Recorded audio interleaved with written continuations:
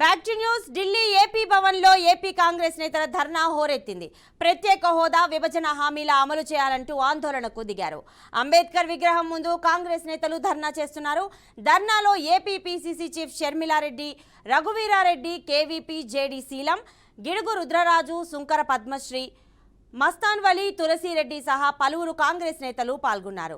కేంద్ర ప్రభుత్వానికి వ్యతిరేకంగా నినాదాలు చేశారు. ప్రత్యేక హోదా ఆంధ్రుల హక్కు అంటూ నినదించారు. ఒకే రాష్ట్రం, ఒకే రాజధాని ఉండాలంటూ నినాదాలు చేశారు. ప్రత్యేక హోదా సాధిస్తామని చెప్పారు. విశాఖపట్నం కేంద్రంగా రైల్వే జోన్ ఏర్పాటు చేయాలని పెద్ద ఎత్తున నినాదాలు చేశారు.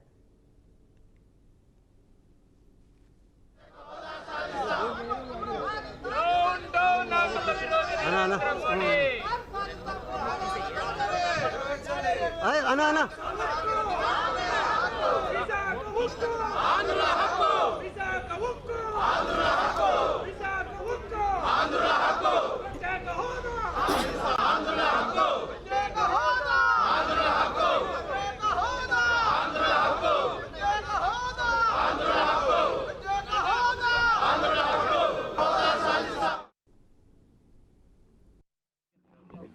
The Andhra Pradesh Congress Committee has come here to meet CPM Yechuri Garu here.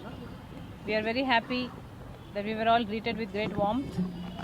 We have brought up the idea of the Andhra Pradesh Reorganization Act 2014. It was an act that was left unimplemented since the last 10 years. And none of the promises given to the state of Andhra Pradesh were fulfilled. The AP Reorganization Act clearly stated by the then Congress government that AP would get a 5-year lease of special status, while the BJP then said that no, they would give us. But the BJP government is in power since 10 years, but has not considered implementing this act.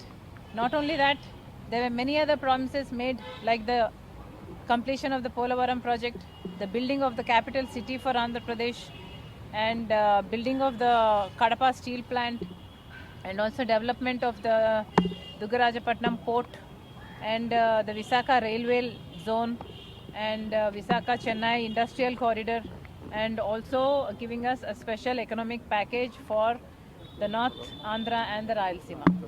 So none of the promises were fulfilled. It would have been understandable if at least a few of the promises were fulfilled by the BJP.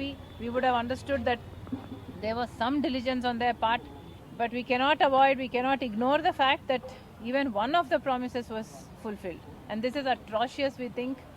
And even now we demand the BJP government to do something about this. They have been in power since 10 years. The YCP government, current government in Andhra Pradesh, and the Telugu Desam government was the previous government in Andhra Pradesh.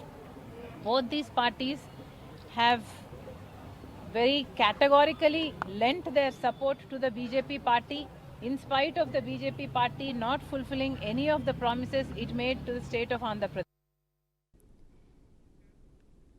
ఇక అంతకుముందు పలువురు జాతీయ నేతలను కూడా షర్మిల కలిసినట్టుగా తెలుస్తోంది. తమ పోరాటానికి మద్దతు ఇవ్వాలని కోరినట్టుగా తెలుస్తోంది.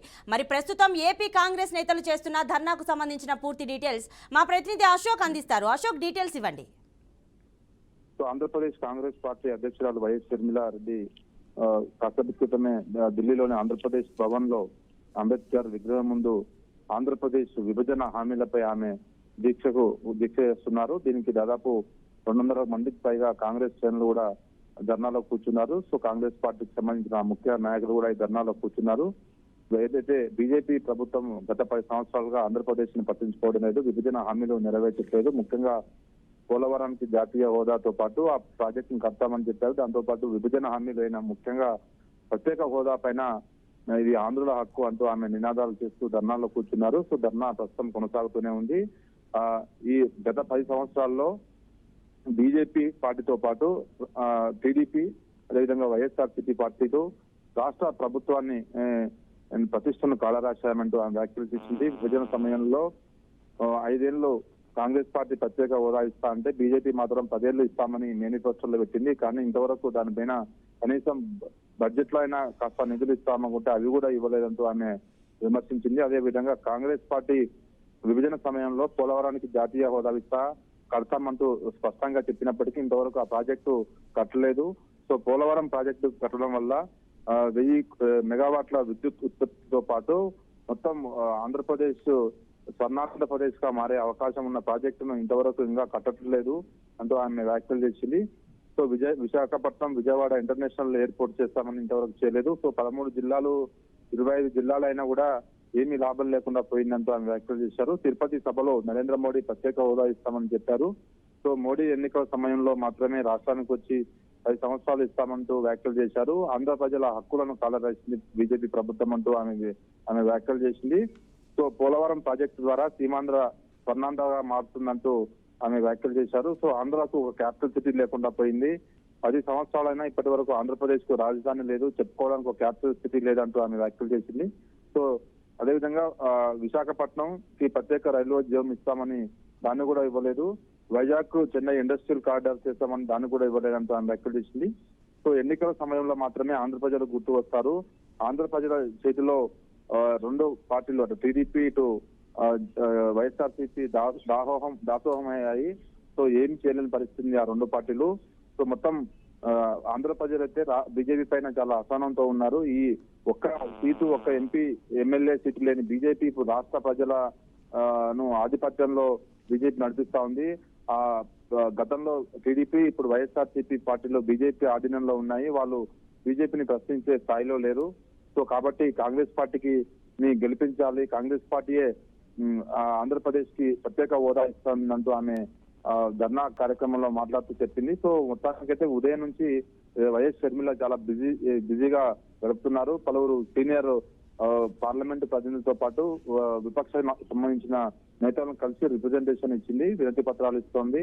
ముఖ్యంగా ఆంధ్రప్రదేశ్ కి 2014లో కాంగ్రెస్ పార్టీ విభజన సమయంలో ఇచ్చిన హామీలన్నీ నెరవేర్చాలి, దానికి అనుగుణంగా పార్లమెంట్ లో వీరంతా బీజేపీని ప్రశ్నించాలంటూ ఆమె వినతి పత్రం ఇచ్చింది. Right Ashok, thanks for the details.